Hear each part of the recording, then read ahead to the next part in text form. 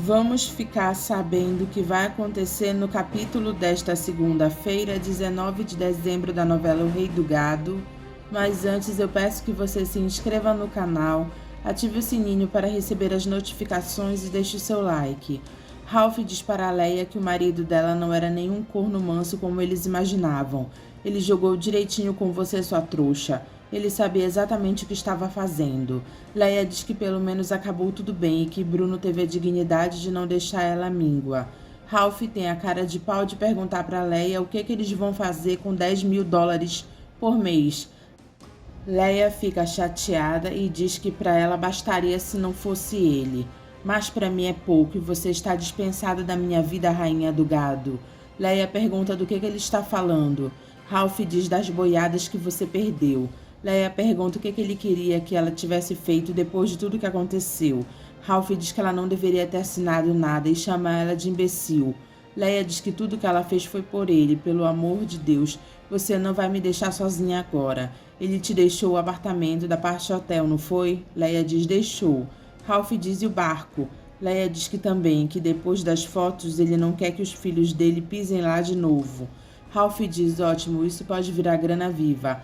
Leia pergunta do que ele está falando. Ralph diz nada, minha querida, eu não falei nada. A tua sorte é que eu te amo acima dessas migalhas. Leia diz que ele assustou ela dizendo aquelas coisas. Ela jogou a vida dela fora por causa dele. Ralph diz tá certo, tenha calma. Leia diz para ele então dizer que ama ela. Ralph diz que ele já falou, ele acabou de falar. Leia diz que ele está cobrando os bois do marido dela muito mais que ele. E ele só me deixou uma vaca. Leia parte para cima de Ralph batendo nele e ele dá uma bofetada nela. Ela cai no chão e Ralph diz para ela nunca mais levantar a mão para ele nessa vida. Leia diz que ele bateu nela e ele diz que ela tentou agredir ele. Ela pergunta se ele viu do que ele chamou ela. Ralph diz tá certo, me desculpa, você me deixou nervoso, Leia. Ele levanta a Leia e dá um beijo na testa dela. Leia diz que o marido dela nunca bateu nela, porque ele nunca te amou como eu te amo. Me perdoa, amor, me perdoa. Leia diz para ele nunca mais chamar ela dessas coisas e ele diz para ela nunca mais levantar a mão para ele. Ela jura que nunca mais vai fazer isso. Ela só quer viver em paz com ele. Marcos chega em casa completamente bêbado e diz para Lia que amanhã, quando ele se recuperar, ele vai acabar com o cara que está dormindo com a mãe deles. Eu vou matar ele. Ela manda ele parar com isso. O senador diz para Rose e para Liliana que ele vai conversar com Bruno Mezenga e colocar toda essa história em pratos limpos.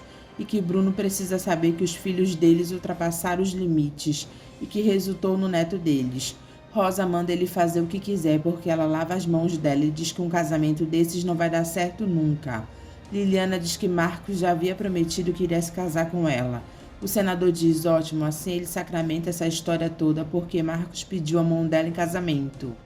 E você, Maria Rosa, para com isso, porque o rapaz não é mau caráter. O pouco tempo que eu tive com ele deu para perceber que ele tem qualidades. Rosa chama o marido de maluco, doido, varrido e diz que Marcos não presta. Ele é uma coisa ruim, mas você acredita até nos seus pares lá no Senado, né? Rosa cobra ele por ele nunca ter participado de corrupção nenhuma, por ele ser muito honesto. E se você permitir que a nossa filha case com aquele moleque sem caráter, eu largo você e arranjo um anão na minha vida. Liliana pede para o pai não ligar para a mãe dela porque ela não está legal. Ele diz que no fundo a mãe dela tem razão, o pai dela é um imbecil mesmo. Não é não, pai, eu tenho muito orgulho do senhor. O senador pergunta para a filha se ela gosta muito do Marcos.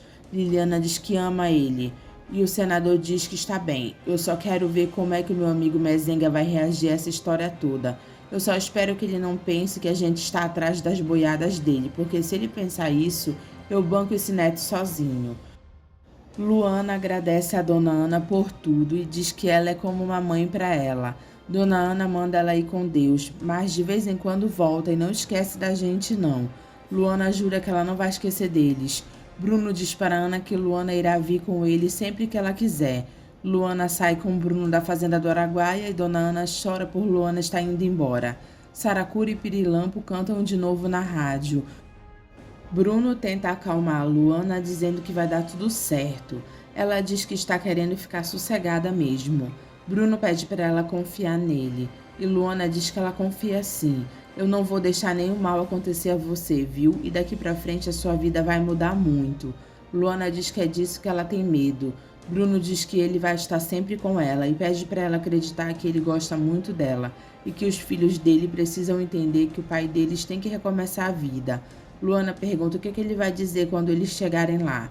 Bruno diz que ele ainda não pensou, mas que ainda falta muito tempo para eles chegarem e que ele vai pensar em alguma coisa. Luana pergunta para Bruno se os filhos dele não quiserem ela lá. Bruno diz que eles não vão se atrever. Luana sorri para ele. Dimas fala demais quando Aparício e Zé Bento estão na mesa e diz que é bom eles aprenderem a assinar o nome deles para eles darem autógrafos. Aparício se aborrece com o comentário e diz: escuta aqui, sujeito. Aqui ninguém é analfabeto, não. Lia manda Dimas parar de falar besteira e cuidar da vida dele. Dimas diz que se for para ele ser motorista de dupla caipira, ele vai querer um aumento. E Lia diz que ela vai pedir para o pai dela colocar ele na rua. E Dimas sai de fininho. Lurdinha pede para os dois não ligarem para Dimas porque é ciúmes dele. Lia pergunta de quem Dimas está com ciúmes. E ela diz, sei lá. Marcos aparece para tomar café e vê Aparício e Zé Bento na mesa. Ele pergunta para Lia o que é isso aí.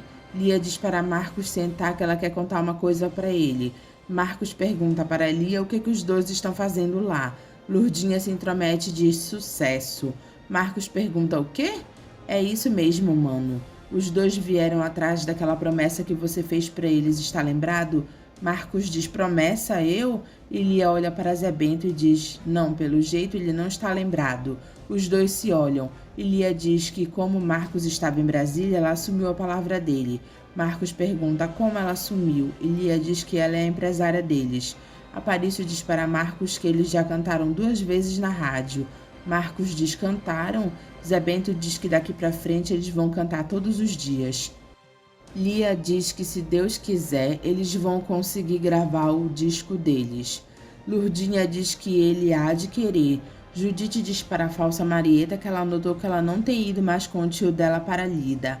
Ela diz eu não, depois que o seu Olegário morreu está todo mundo de cara virada para mim. Eles não falam nada, mas do jeito que eles me olham eu sei bem o que eles estão pensando. Judite diz que todos eles gostavam muito do seu Olegário. Eu sei, mas tem muita gente achando que eu tenho alguma coisa a ver com a morte dele. Judite diz na cara dela que ela tem sim alguma coisa a ver com a morte do seu Olegário. Ela diz que nunca seria capaz de uma coisa dessas. Judite diz que acredita nela e ela agradece para Judite. E Judite diz, mas a maioria não acredita. Ela pergunta na cara da falsa Marieta se ela é mesmo sobrinha do seu Jeremias. Ela pergunta por que essa desconfiança agora, Judite? Porque outro dia, sem querer, eu ouvi o Dr. Fausto chamar você de Rafaela. Rafaela fica sem palavras. O detetive fala para Jeremias sobre Marcos. Na realidade, o nome dele é Marcos Mezenga, o sobrinho dele e dono do cheque.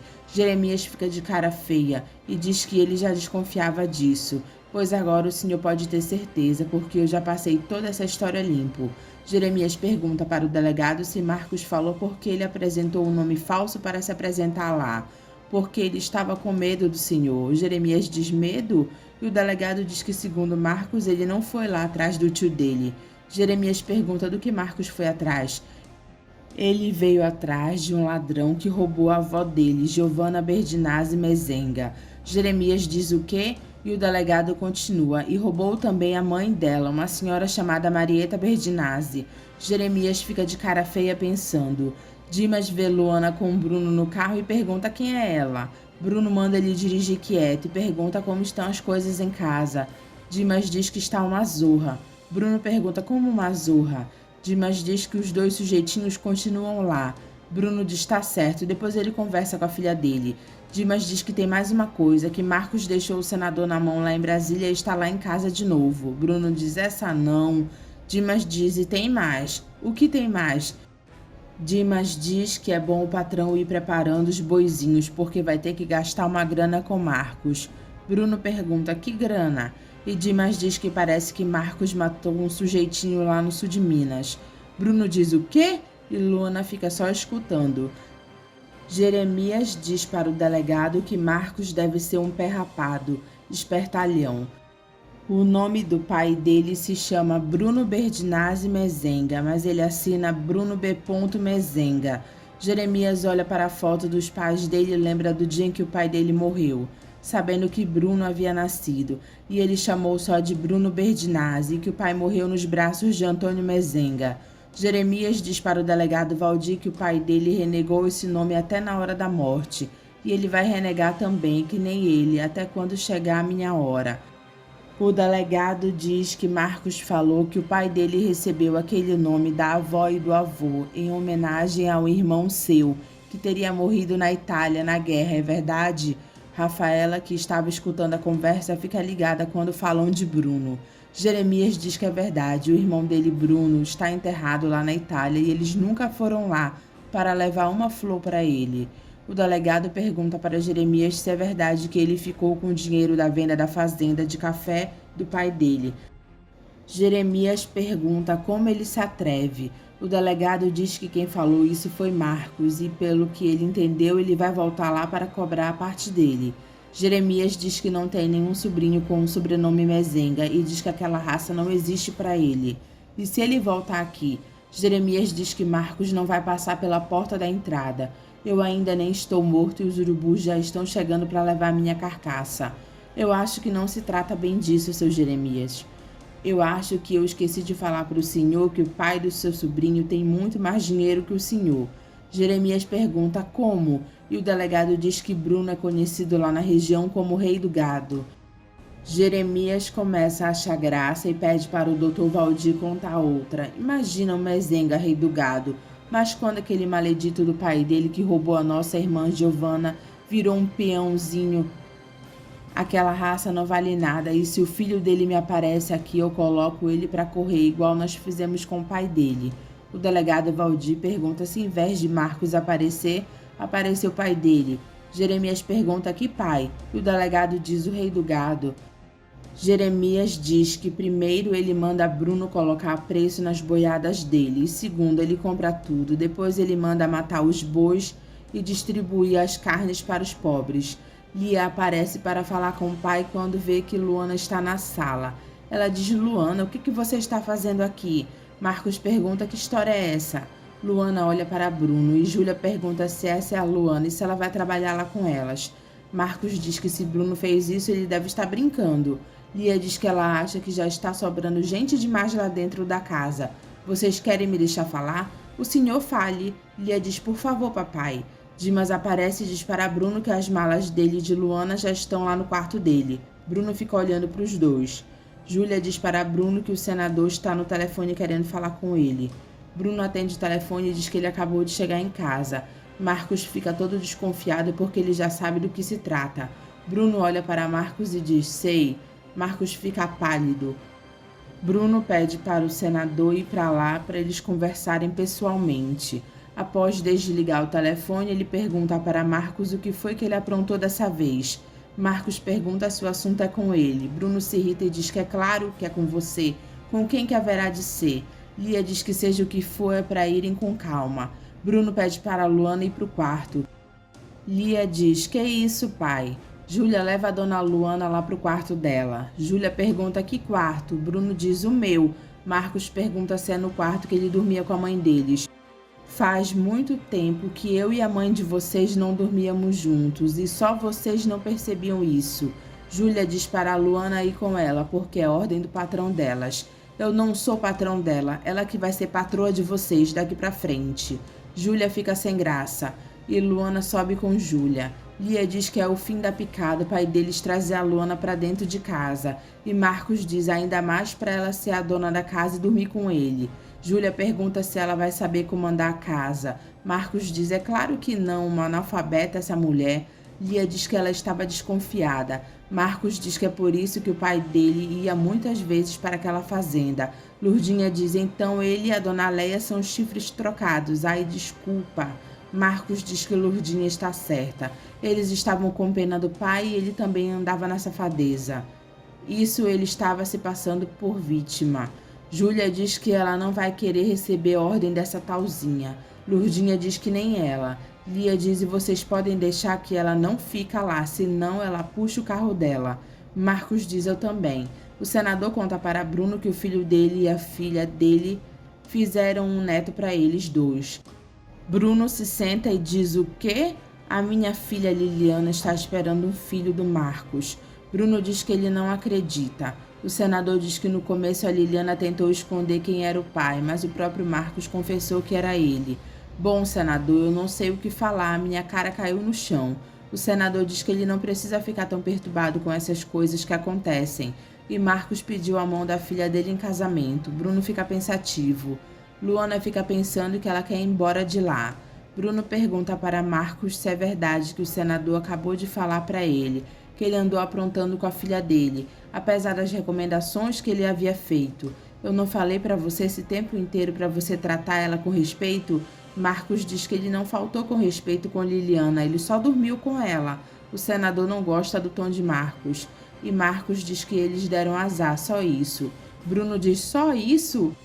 E Marcos diz que ele já falou que ele está disposto a se casar com a filha do senador e pergunta qual é o problema.